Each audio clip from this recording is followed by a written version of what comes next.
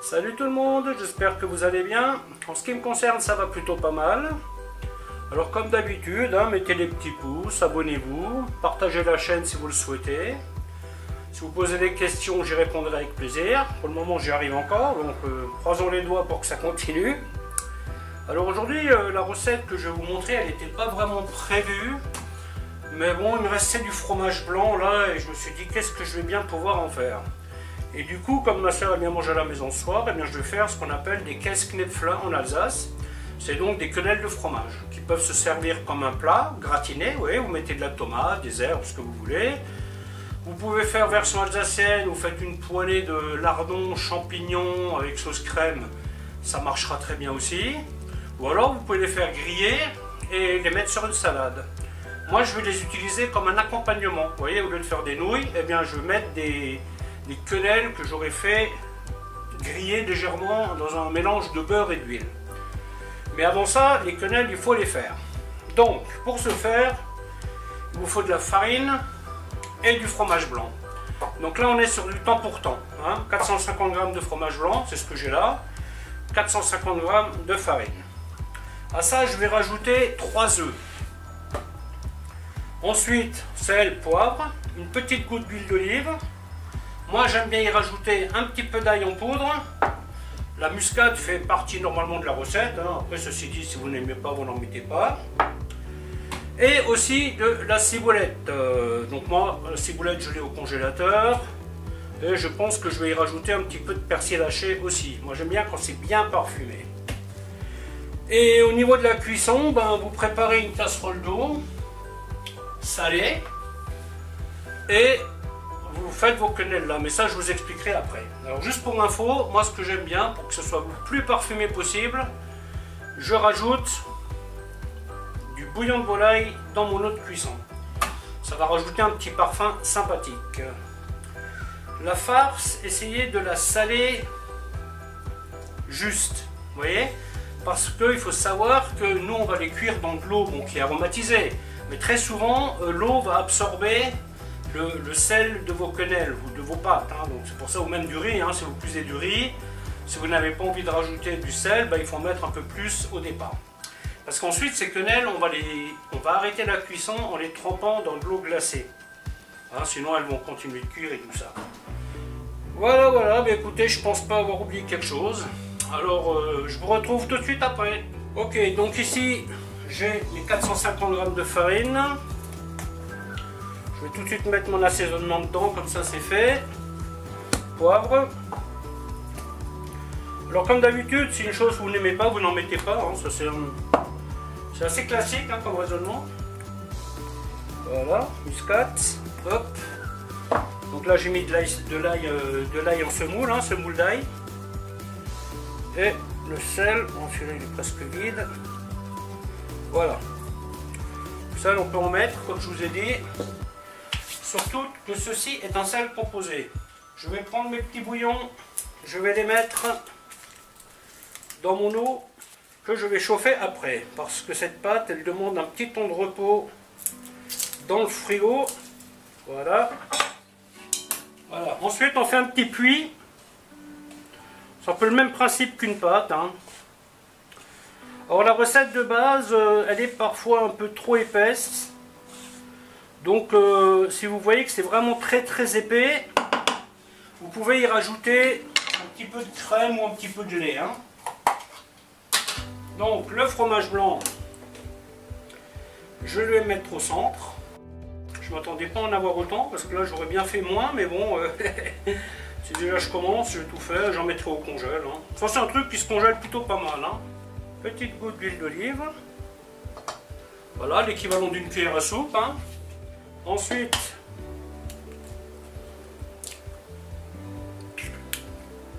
les œufs, la ciboulette.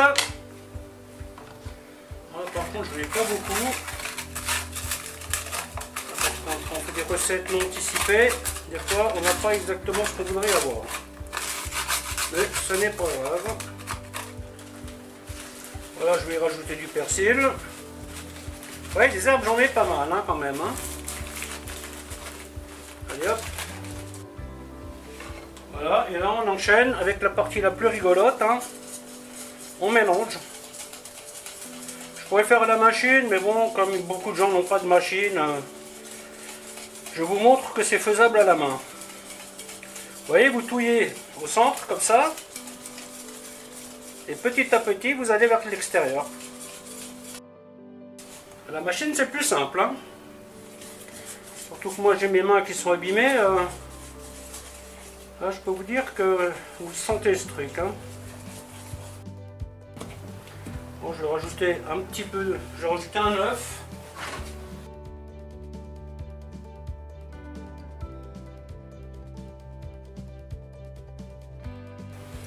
Voilà, on nettoie bien les bords. On vérifie qu'il n'y a pas de la farine qui est restée collée au fond. Ça, il vaut mieux y penser parce que parfois on a la surprise d'après. Voilà. Je mets ça au frigo une bonne demi-heure, hein, pour que le gluten explose un peu et ça lira un peu cette pâte, hein. Et ensuite je commence à chauffer ma petite casserole et je rajoute un autre parfum dans l'eau qui est du Maggi. Alors comme dit, hein, si vous n'aimez pas un composant, vous ne le mettez pas, hein. Faites les choses simplement. Ok, ben je vous retrouve d'ici une demi-heure. Voilà, donc la demi-heure est passée. On fait la mise en place pour la cuisson. En attente d'une ébullition, bien sûr les quenelles, je vais les cuire à frémissement et non à ébullition. La casserole pour débarrasser eau froide, donc je vais rajouter de la glace là-dedans pour sortir les quenelles.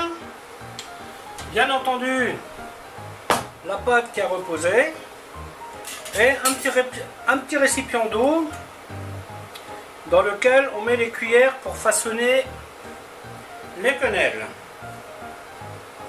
Voilà, donc là ça arrive tout doucement à ébullition, on attend encore quelques secondes.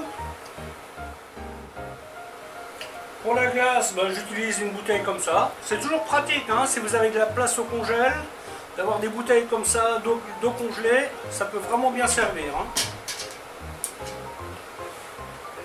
Regardez les bières au frais quand vous faites des barbecues par exemple. C'est très bien et ça coûte pas cher. Bon, ça c'est un truc qui coûte rien, hein. Là vous avez peut-être, je sais pas moi, 2 € de fromage, peut-être 50 centimes de farine. Le plus cher je crois que c'est les œufs, hein. C'est un truc, et là vous en avez assez pour 4 personnes, hein. Ça a l'air de rien comme ça, mais je vous garantis que c'est quelque chose qui cale bien l'estomac, hein.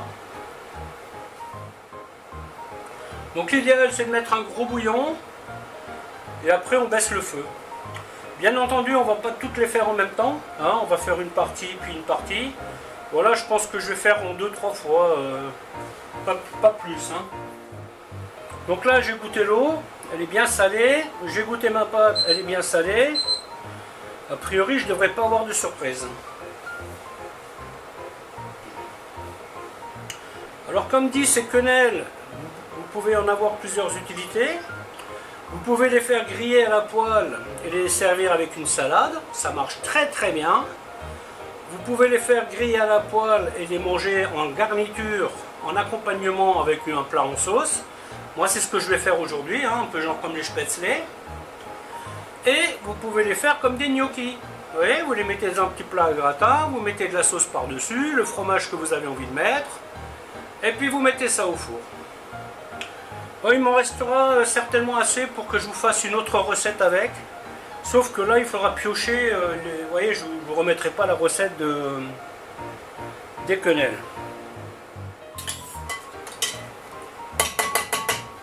Ensuite, vous voyez, vous prenez une bonne cuillère, vous la façonnez une fois, 2 fois, et vous la mettez dans l'eau. Alors ne vous inquiétez pas, elle va couler, hein. Bien sûr, vous évitez de les mettre l'une au-dessus de l'autre. Alors il faut que vous preniez des cuillères incurvées, hein, parce qu'il y a des cuillères à soupe qui sont assez plates, je trouve. c'est pas l'idéal pour faire des quenelles, hein. Alors il y a une technique qui vous permet de les faire une fois. Vous voyez, vous faites un truc comme ça, hop. Vous gagnez du temps, mais il faut avoir un peu l'habitude, hein. Vous voyez, je prends et je roule sur mon récipient. Si vous n'êtes pas sûr, vous prenez 2 cuillères. C'est pour ça que je vous ai montré.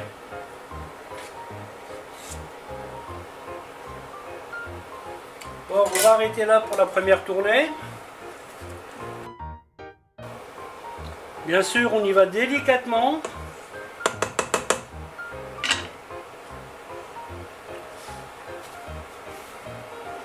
Alors, il est dit qu'une fois que ça flotte, c'est cuit. Alors moi, je suis pas tout à fait d'accord pour les gros trucs, hein. C'est vrai, quand vous faites des spätzle ou des mini knäpfle, ceux-là, en général, quand ils flottent, ben, ils sont cuits. Mais là, vous avez quand même un petit volume à cuire, hein. Et vaut mieux les laisser une petite minute flotter, même s'ils flottent. Parce que sinon, vous risquez des surprises, hein. Donc là, nous avons là, le mode idéal, hein. Vous voyez, ça frémit légèrement. Il faut éviter de les laisser bouillir plus, hein, parce qu'ils risquent de tomber en miettes, hein. Et avant de les débarrasser, vous voyez, vous prenez, vous appuyez dessus. Ils doivent être assez fermes. Donc là, clairement, ils ne sont pas cuits, hein.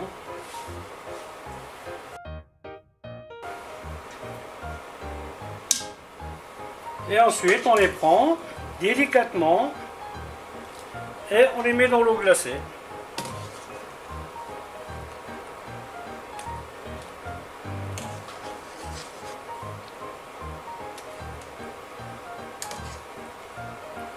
Alors quand vous faites ça en hiver,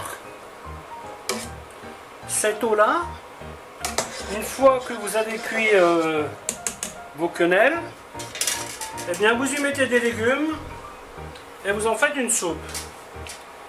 Vous avez la garantie de faire une bonne soupe, hein. Donc là, je rebooste un peu ma casserole.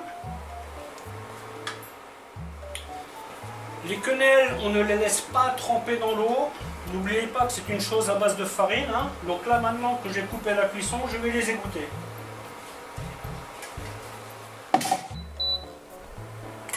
Bon, là, je vais faire la méthode accélérée.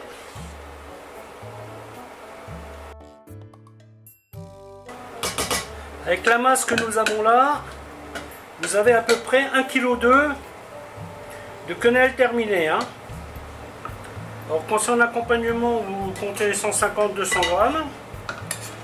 Et quand c'est un plat, vous comptez 250 grammes grosso modo, hein. Et encore, à mon avis, personne ne les mangera, hein. Parce que c'est assez riche comme produit, hein. Voilà, donc cela on va les cuire. Vous voyez, donc au moment où je les mets dedans, je laisse toujours ma casserole un petit peu plus chaude pour qu'ils soient saisis. Vous voyez? Et une fois que je vois que ça commence à bouillir quelques secondes, ben après je vais baisser ma casserole. Et pendant ce temps, je prépare une feuille de papier et je dispose des quenelles cuites dessus. Surtout, ne les laissez pas tremper dans l'eau. Ça, c'est important, hein. Parce que c'est comme des éponges, hein. Vous laissez ça dans l'eau, après, c'est comme si vous mettez une boule de pâte dans l'eau, hein. C'est pareil, hein. Donc au bout de quelques secondes, délicatement, on racle le fond. Parce que parfois, ça reste collé au fond. Et après, on laisse cuire quelques minutes.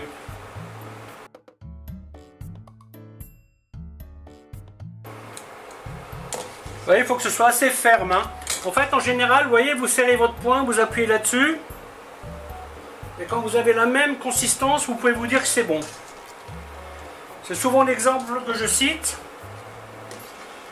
Mais selon moi, c'est le meilleur. On met ça dans l'eau glacée. Ils sont parfaits.